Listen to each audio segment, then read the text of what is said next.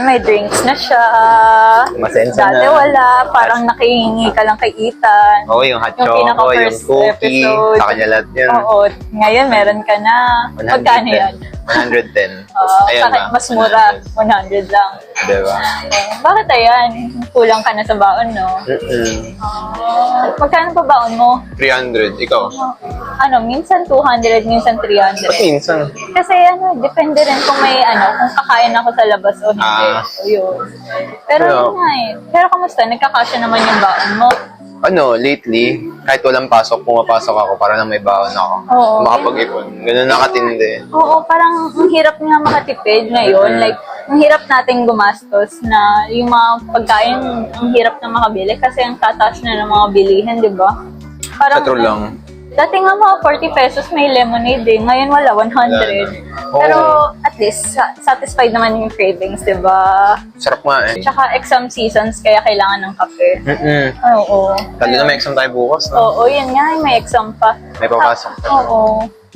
Paano naman? Yung, di ba, na-mention nga natin na parang ang taas, kaya nga nagtitipid tayo yung murang menu lang na order natin. Oo. Bale, bakit ba nagtataas yung mga presyo sa tingin mo? Dahil sa inflation, Pero alam mo yung inflation, sige nga. ang inflation is ay pagbaba ng purchasing power ng peso natin. So, yun. And like, yung inflation is yung rate ng pagbaba ng purchasing power. Yun yung alam ko. Yung purchasing power nga kasi, parang ayun yung nasabi nila na dati 25 pesos pang buong araw na nila. Meanwhile tayo, 300, 200 yung baon natin. Tapos minsan, hirap pa tayo pagkasya yun dahil sa mga mahali ng bilihin. Bale, ganun yung purchasing power. Like, magkaiba yung worth ng pera dati sa worth ng pera ngayon. Parang ito, dati 40 pesos, ngayon 100 na. Ganon. So, ayun. Nalala ko yung kwento ni Ma'am Kai na stress lang yung pang-jeep niya lagi, Oo, di ba? ngayon 11 pesos na. Oo, minimum. Oo. Pero yung food inflation kasi, kaya siya nagtataas. Similar siya sa inflation na ayun yung increase ng price. Pero nagtataas siya dahil sa various reasons like shipping cost, tapos yung mga disruptions tulad ng mga bagyo. Di ba? Nagbabagyo. Tapos yung ngayon na magtataglamig, yung sa Baguio, nag-frozen yung crops nila. Kaya yun. So dahil doon, So dahil doon, nagtataas rin yung price dahil nga bumababa yung demand dahil sa mga nangyari ngayon, yung mga bagyo, gano'n. Tapos yung mga sa shipping rin, di ba may mga lumulubog na barko, gano'n. Grabe naman sa lumulubog. I mean, yung mga na-stock, gano'n. Huwag naman yung lumubog. Oo. Delikado. Tapos yung according nga rin sa PSA, kahit bumaba naman yung inflation ngayon, kasi dati 6.7, ngayon 4.2 na lang. Pero kaya hindi rin nababa masyado yung price kasi yung pag-decrease ng inflation, it doesn't mean na magde-decrease din yung mga presyo. Deflation yun, di ba? Oo, ayun. It just means na parang pinapabagal lang niya yung pagtaas.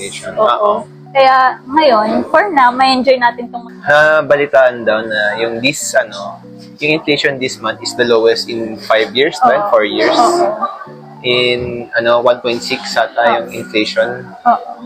Yun, wala lang, random na lang. Oo, ayun nga, kahit nagde-decrease, mahal pa rin yung mga bilihin natin. Pero at least hindi na siya yung parang super bilis na nagtataas yung mga presyo. Kasi ang hirap din kung sobrang bilis niya magtaas. Like, yung pandemic. Oo, ayun nga eh. Tapos yung mga trabaho rin, hindi rin masyado nagtataas. So, mas mahirap if mabilis magtaas yung inflation ng agad-agaran. Tama. Ayun. Tapos, may napansin ka bang price difference dati? Besides dito, sa nasabi kong example, kanina pa ako nag-example dito. Yung mix and match, yan, mura lang dati yung mix and match ng Jollibee, di ba? Tapos, ano pa ba?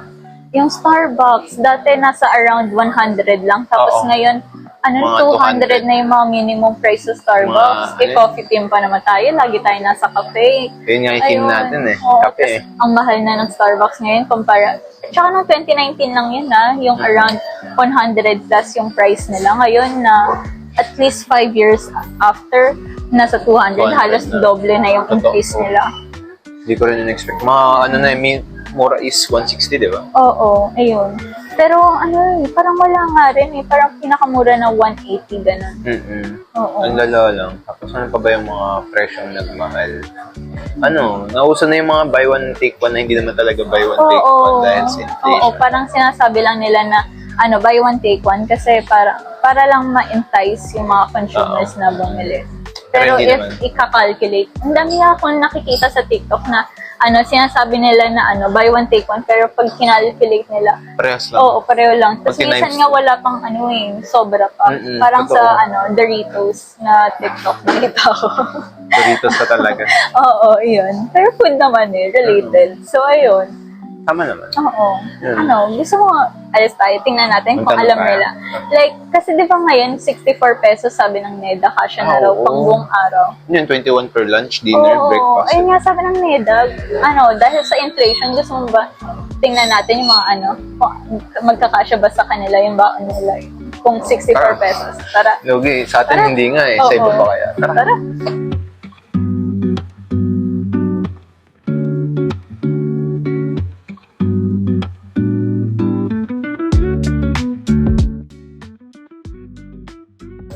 Hindi.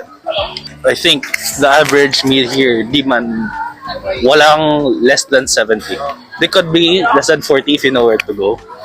Pero, then 40, isang meal lang yan. And meron ka 30 pesos for what? Ay, hindi. Kasi sa mahal ng mga bilihin ngayon, di ba kakasyang 64 pesos sa buong araw? Personally po, hindi po. Yung sa kantin pa lang po namin, yung mga rice meals pa lang po doon, nagre-range na po agad ng mga 55 pesos. Tapos wala pa pong drinks yon. Parang, hindi po, parang magiging, hindi masusupplement yung pangangailangan mo. For me po, hindi po. Pwede po siya for one meal lang po. Kunyari pang lunchtime lang po. Pero pang isang buong araw, hindi po. Kasi talaga. Considering po na malaki na rin po mga gastusin natin.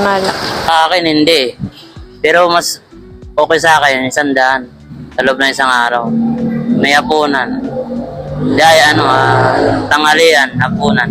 Ay, grabe wala man lang nakasagot ng oo na magkakasya yung 64 pesos sa pang-araw nilang pagkain. Kaya nga like yung pinaka-close daw, ng 64 is 70. Isang meal lang yun. So, ang weird lang talaga nung pinagsasabi ng NEDA na 64 pesos sapat na sa isang araw ng pagkain, di ba?